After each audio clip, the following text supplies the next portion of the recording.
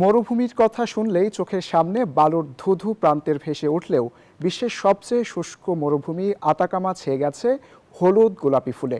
চলতি বছর বৃষ্টির সজীবতায় চিলির এই মরুভূমি এমন বর্ণিল রূপে সেজেছে। মরুর বুকে বিরল ও ক্ষণিকের এই ফুলের সমারোহে মুগ্ধ পর্যটকেরা।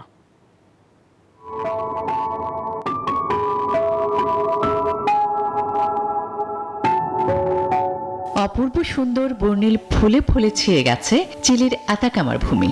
বাতাসে দোল খাচ্ছে হলুদ, সাদা, গোলাপি আর লাল রঙের বাহারি ফুল।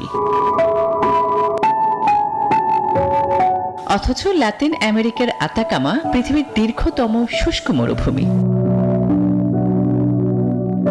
জানা গেছে গত শতাব্দীর শুরুর দিকে টানা 14 বছরের বেশি সময় এই মরুভূমিতে এক ফোঁটাও বৃষ্টি হয়নি। আতাকামার এমন অনেক অংশ আছে যেখানে কোনোদিনও এক ফোঁটা বৃষ্টির ছোঁয়া লাগেনি।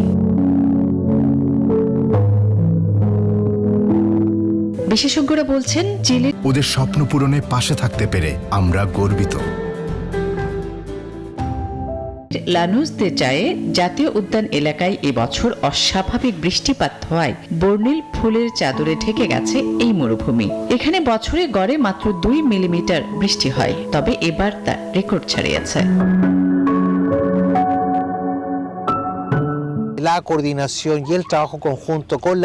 এখানে বছরের পর বছর এই বীজগুলি মাটির নিচে সুপ্ত অবস্থায় থাকে। বৃষ্টির পানিতে পর্যাপ্ত আর্দ্রতা পেলে এগুলি জেগে ওঠে, অঙ্কুরিত হয়, ফুল ফুটে। এবার সেটি ঘটেছে। মরুর বুকে এমন নান্দনিক, বিরল ও ক্ষণস্থায়ী ফুলেল মরু দেখার জন্য ছুটে আসছেন হাজারো মানুষ। পৃথিবীর আর কোনো মরুভূমি এভাবে ফুলে ফুলে ভরে ওঠে না। তাই তো আতাকামার এই ক্ষণিকের রূপ দর্শনে ক্রমে ভিড় বাড়ছে দেশি বিদেশি পর্যটকদের। আসমা তুলি, নিউজ 24।